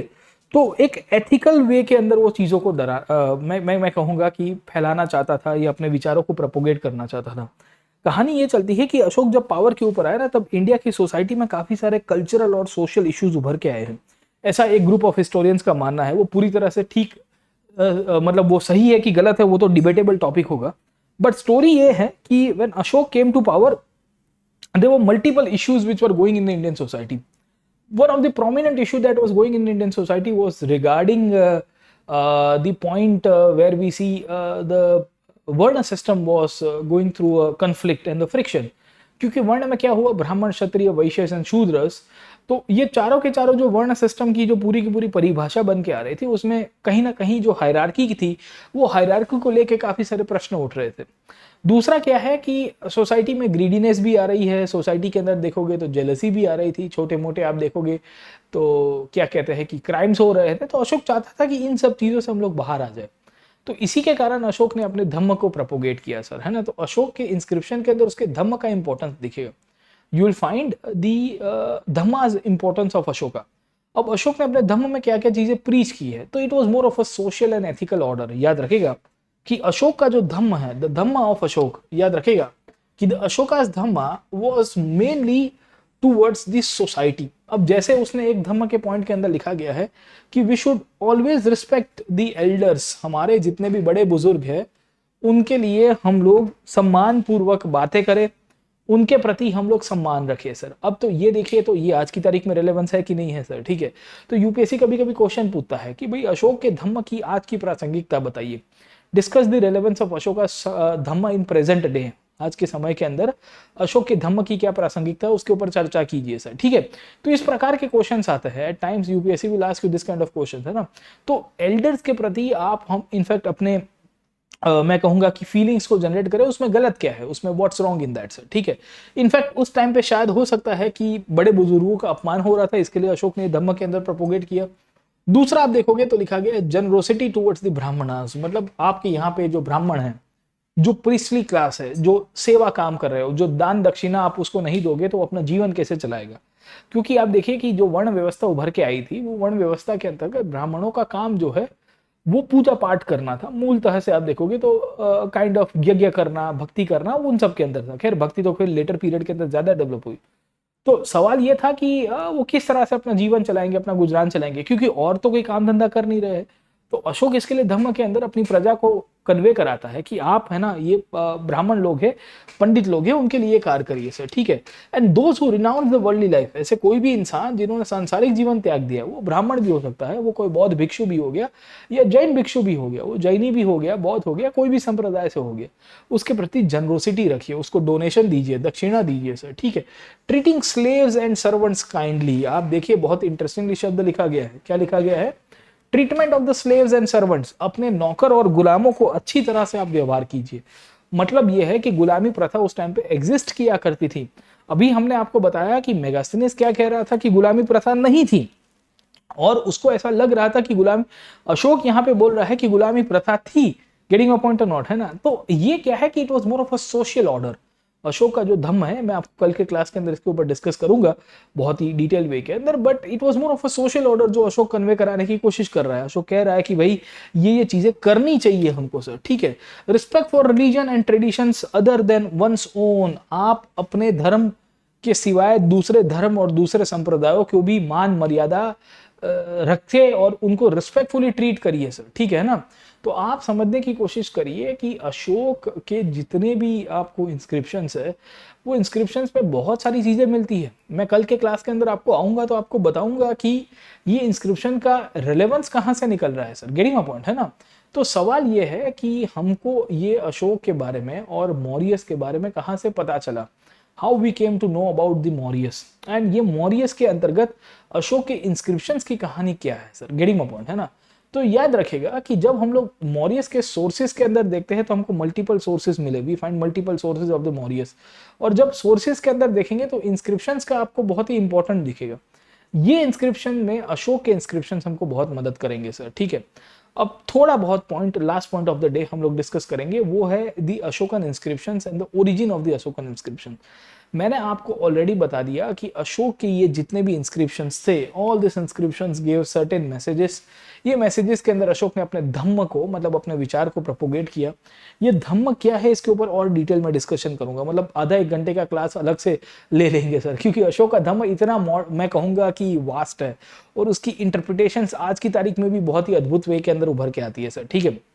When we see the Ashok Dhamma we get multiple interpretation, उसमें बहुत सारी चीजें हम लोग समझ भी सकते हैं। खैर, तो जैसे जैसे समय आगे चलेगा तो उसके ऊपर मैं आपको चर्चा में लेके आऊंगा, डिस्कस करता रहूंगा। खैर, उसके ऊपर अभी नहीं जा रहा हूँ सर, है ना। हम यहाँ पे ही हो जाते हैं अशोक के धम्म के ऊपर। अब आप समझने की कोशिश करिए अशोक का इस धम्म के बारे में क्या कहानी चलती है। अशोक का जो धम्म है उसके इंस्क्रिप्शन से पता चला। ये इंस्क्रिप्शंस पूरे भारत में अलग अलग विस्तार में हमको मिलते हैं, पिलर्स के ऊपर, रॉक्स के ऊपर और आपके केव इंस्क्रिप्शंस के ऊपर से, ठीक है। अब उसको किसने डेसिफर किया और कहाँ से हमको चीजें पता चलती है, क्योंकि अशोक ने डायरेक्टली अपना नाम कहीं पे नहीं लिखा था। प्रॉब्लम ये था कि अशोक जितने भी ये स्टोन इंस्क्रिप्शंस है ना आपके, ये जितने भी पत्थर है या जितने भी पिलर इंस्क्रिप्शंस है, वहां पे अपना नाम नहीं लिखता है कि ये मैंने बनाया है सर, ठीक है। Ashok never wrote his personal name except few of the pillars या few of the rock inscription, जहां हम लोग कल इसके ऊपर डिस्कस करेंगे। We find Ashok will be writing the name Priyadarshi या देवम प्रियासी, और वो प्राकृत भाषा का उपयोग करता था सर, ठीक है। अशोक की खासियत क्या थी सर, ठीक है। So he always used to use the Prakrit language sir, और वो प्राकृत लैंग्वेज कहीं कहीं पे आप देखोगे तो अरामिक और ग्रीक लैंग्वेज का उपयोग करते हुए और ब्रह्मी स्क्रिप्ट का उपयोग करते हुए इनफैक्ट है ना उसने इंस्क्रिप्शंस डाले। तो western part of the country जो है, खास करके ये वाला जो है, यहाँ पे आपको ग्रीक और अरामिक भाषा का मिक्सचर दिखेगा sir. Greek, Aramaic, Kharosthi, Kharosthi is a script and Aramaic is a language. Greek language अलग से थी सर, उसका आपको उपयोग दिख रहा है वेस्टर्न पार्ट के अंदर। बाकी सारे भारत में अशोक ने क्या किया है कि प्राकृत और ब्रह्मी का मिक्सचर कर दिया है। मतलब लैंग्वेज जो है वो प्राकृत है, बट जो लिपि है, the script of writing is Brahmi. Brahmi was one of the oldest script, है ना। याद रखिएगा कि आपको पूछा जा सकता है कि इनमें से कौन सी ओल्डेस्ट स्क्रिप्ट है ना, लैंग्वेजेस के अंदर ब्रह्मी है। फिर देवनागरी जो आज की संस्कृत में लिखी गई तो काफी बाद में डेवलप होती है, ठीक है। तो कहानी ये चलती है कि जब हम लोग मौर्यस को देखते हैं और मौर्य के इतिहास को समझने की कोशिश करते हैं तो हमको बहुत सारी स्क्रिप्ट देखने को मिली। ये स्क्रिप्ट के ऊपर से हमको इंस्क्रिप्शंस मिले। इंस्क्रिप्शंस में अशोक ने अपना नाम नहीं लिखा था। तो सवाल ये था कि अशोक के बारे में हमको कैसे पता चला। तो अशोक के इंस्क्रिप्शंस को डेसिफर किया है बेसिकली वो थे आपके जेम्स प्रिंसेप के द्वारा से, ठीक है। तो याद रखेगा कि इंडिया के अंदर जो एपिग्राफिकल स्टडीज है, हमने आपको पिछले क्लास के अंदर एपिग्राफी के बारे में बताया था, जितने भी इंस्क्रिप्शन है उसको स्टडी किया जाता था अंग्रेजों के द्वारा। तो ये जो एपिग्राफिकल स्टडी है उसके अंदर एक जेम्स प्रिंसेप करके ब्रिटिश ईस्ट इंडिया कंपनी के ऑफिशियल थे, ये बेसिकली कॉइनेज के अंदर से, मिंटिंग के अंदर से इन्होंने ब्रह्मी और स्करोती स्क्रिप्ट को डेसिफर किया। इन्होंने कहा कि अशोक ने, या ये जो प्रियदर्शी करके जो राजा है, या जो राजा अपने आप को कह रहा है कि देवम प्रियासी, वो और कोई नहीं पर वो खुद अशोक ही है सर, ठीक है ना। तो अशोक के बारे में हमको काफी बाद में पता चलता है, मतलब ब्रिटिशर्स तो आ गए थे 1757 में। भारत के जो लिटरेरी ट्रेडिशन है, लिटरेचर में, उसमें अशोक के बारे में लिखा गया था, बट ब्रिटिशर्स को कुतूहलता होती थी कि ये पिलर्स कौन रख के गया। ब्रिटिशर्स को एक जिज्ञासा होती थी कि भाई ये रॉक कौन बना के गया, ये स्टोन इंस्क्रिप्शंस कौन करके गया सर, गेटिंग अ पॉइंट है ना। तो ये जो जेम्स प्रिंसेप थे, इनका नाम याद रखेगा, इनके द्वारा इनफैक्ट ब्रह्मी और खरोस्ती स्क्रिप्ट जो है इसको इन्होंने डेसिफर किया। डेसिफर का मतलब है उन्होंने देखा कि ये क्या है। इस स्क्रिप्ट के ऊपर उन्होंने एक राजा का नाम देखा, जहां एक राजा अपने आप को कंटिन्यूसली प्रियदर्शी प्रियदर्शी कह रहा था। पूरे भारत में जहां जहां खंबे मिलते थे, पत्थर मिलते थे, वहां बोलता था प्रियदर्शी प्रियदर्शी प्रियदर्शी, है ना। तो प्लीजेंट टू बी होल्ड, मतलब मैं सबके लिए अच्छा कार्य कर रहा हूँ, प्लेजेंट काम कर रहा हूँ, ठीक है। कहीं कहीं पे हमको पता चलता है अशोक, और उसी के बेसिस के ऊपर से हमको पता चला कि ये अशोक और प्रियदर्शी एक ही है, और इन्हीं बेसिस के ऊपर हमने पूरा हिस्ट्री को एनालिसिस किया है सर, ठीक है ना। तो इन्वेस्टिगेशन होता है, ये इन्वेस्टिगेशन के ऊपर से अलग अलग स्कॉलर्स आए, ये स्कॉलर्स ने इनफैक्ट मौर्यस की पूरी हिस्ट्री को तपासा, और फाइनली हमको पता चलता है कि एक पूरी की पूरी पॉलिटिकल हिस्ट्री का डेवलपमेंट हुआ सर, गेटिंग अ पॉइंट है ना। तो जेम्स प्रिंसेप का आपके लिए इंपॉर्टेंट होता है, क्योंकि जेम्स प्रिंसेप के बाद ये मौर्यस के अलग एक नई रिसर्च के डेवलपमेंट हुई, अलग अलग प्रकार का फोकस और कंटेक्स्ट बदल जाता है। अब हमको पता चल रहा है कि पॉलिटिकल हिस्ट्री के साथ साथ इकोनॉमिक और सोशल डेवलपमेंट को भी ये लोग लिंक करेंगे, and over a period of time history जो है वो एक नए सिरे से लिखी जाएगी सर, ठीक है। तो मौर्यस की जो पूरी की पूरी जो कहानी है उसमें इंस्क्रिप्शंस का बहुत बड़ा रोल प्ले है। ये इंस्क्रिप्शंस के अंतर्गत हमको जेम्स प्रिंसेप का नाम पता होना चाहिए, क्योंकि इसके द्वारा ही एक नए हिस्टोरिकल अप्रोच की शुरुआत हुई, और यहाँ से एक नया एम्पायर बनने की शुरुआत हुई सर, गेटिंग माय पॉइंट। तो आज के क्लास के अंदर, in present day, today's class, I have discussed you briefly around the origin of the Mauryas, और I have discussed you about the sources of the Mauryas sir, ठीक है ना। मैंने आज के क्लास के अंदर आपको क्या पढ़ाया है पहले तो वो समझा देता हूँ सर, ठीक है। तो मैंने आपको मौर्यस की ओरिजिन के बारे में बताया है, I have talked about the origin. दूसरा, मैंने आपको इनके सोर्सेस के बारे में बताया है सर, ठीक है, कि इनको लेके महत्व के सोर्स कौन से हैं। पहले ये 2 पॉइंट को समझ जाइए, क्योंकि इन्हीं के बेसिस के ऊपर से आपकी चीजें चलेगी।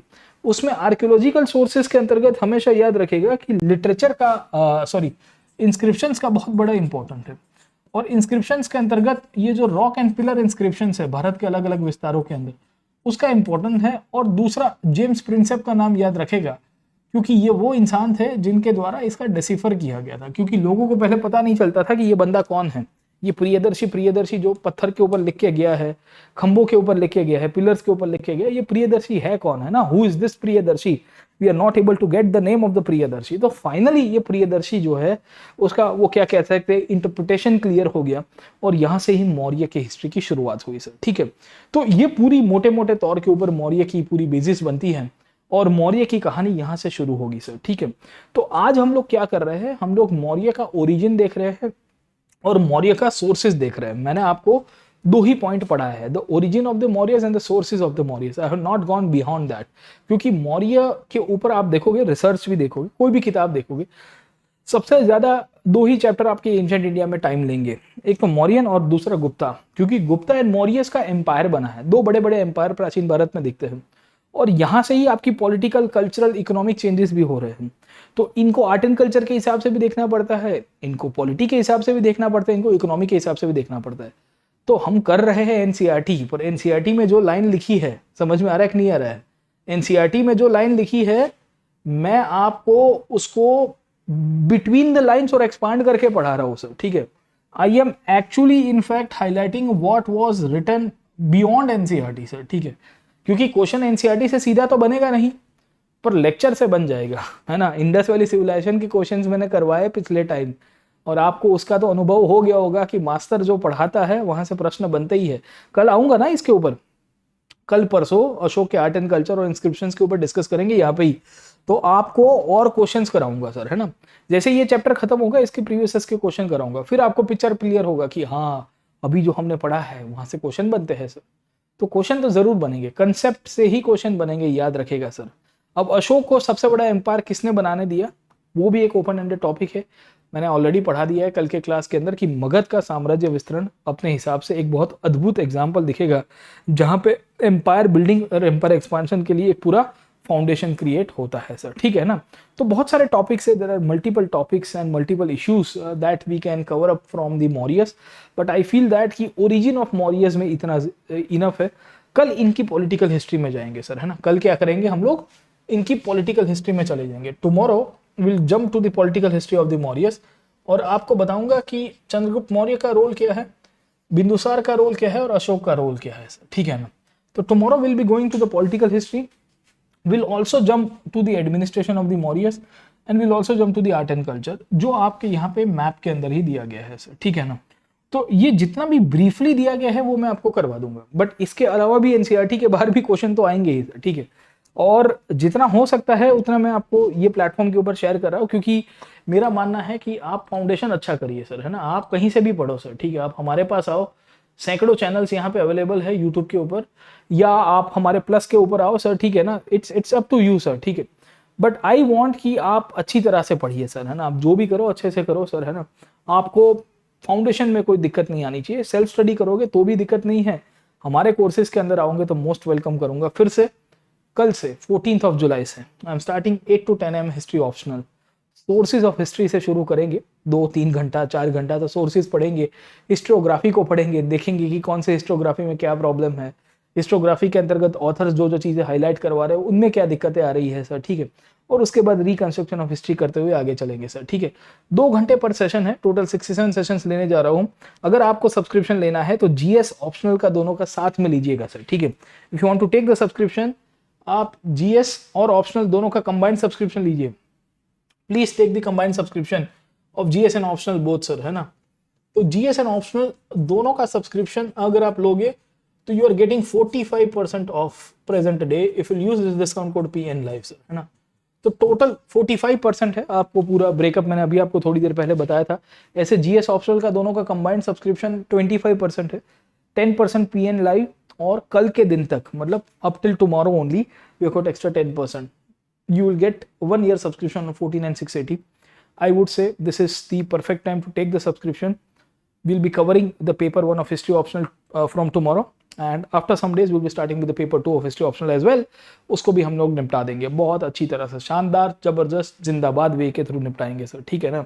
कोई दिक्कत नहीं होगी, you will be scoring maximum marks and I'll make sure that you will sail through this examination if you'll join us, and even if you'll do self study I'll be available with you on the YouTube. कुछ भी query होगी comment section के अंदर डालिए, application को download करके आप हमको मैसेज करिए। That's absolutely all right. I am available on the Unacademy application, description box में लिंक अवेलेबल है।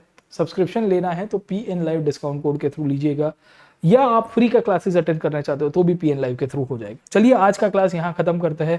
कल मिलेंगे मौर्य की पॉलिटिकल हिस्ट्री के ऊपर, मौर्यन एडमिनिस्ट्रेशन और मौर्यन आर्ट एंड कल्चर के ऊपर, अशोक के बारे में भी चर्चा करेंगे। आज यहाँ पे क्लोज करेंगे। Thank you very much, keep studying and all the best.